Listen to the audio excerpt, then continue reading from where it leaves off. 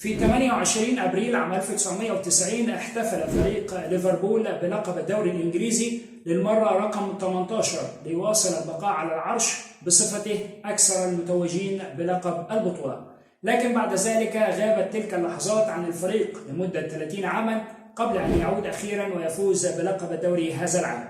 وفي عالم الكرة الصفراء كانت هناك لحظة مشابهة لذلك، ففي 8 يوليو عام 2012 فاز روجر فيدرر بلقبه رقم 17 في بطولات الجراند سلام ليغرد منفردا على قمة البطولات الأربع الكبرى.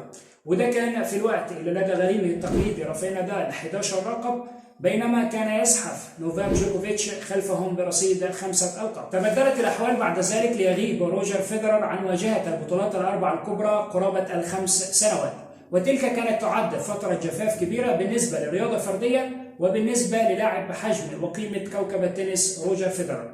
وزي ما بالتأكيد كان هناك عوامل نجاح لعودة فريق ليفربول والفوز بلقب الدوري الإنجليزي بعد تلك المدة الطويلة، كان هناك أيضا عوامل نجاح. ولا تنسى كالعادة معكم عصام مرعي وحلقة جديدة من حلقات تنس أونلاين.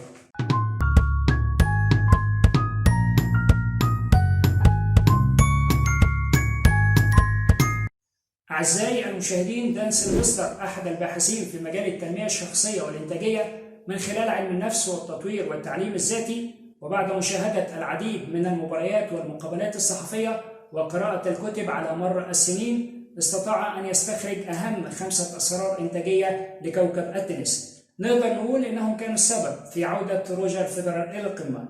أولاً، احتضان العمل الشاق. بعد بطولة ويمبلدون عام 2016 أعلن روجر فيدرر أنه لن يلعب لنهاية العام وابتعد عن الملاعب بسبب الإصابة في الركبة. خلال البطولة ظل الصحفيون يسألون روجر كيف تمكن من العودة بشكل أفضل من ذي قبل. كانت لديه إجابة بسيطة، وهو أنه عمل بجد مع فريقه.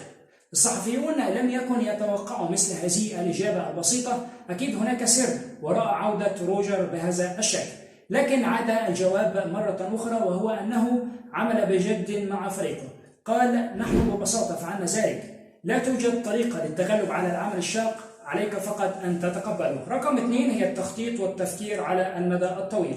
في عام 2017 لعب كوكب التنس 12 بطولة وتخطى موسم الأراضي الترابية بالكامل من أجل محاولة اللعب في الجولة لسنوات عديدة قادمة.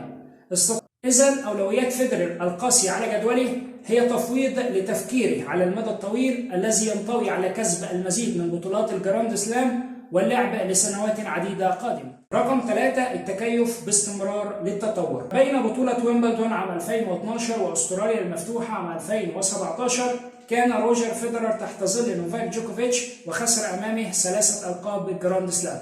وزي ما ذكرت لحضراتكم في البداية أنه عند توقف روجر عام 2012 كان في جعبته 17 لقب كأفضل لاعب في كل العصور، ولن يلوم أحد على الإطلاق إذا قرر الاعتزال. لكنه بدلا من ذلك حافظ على تواضعه وعمل على تحسين أدائه للتغلب على خصومه.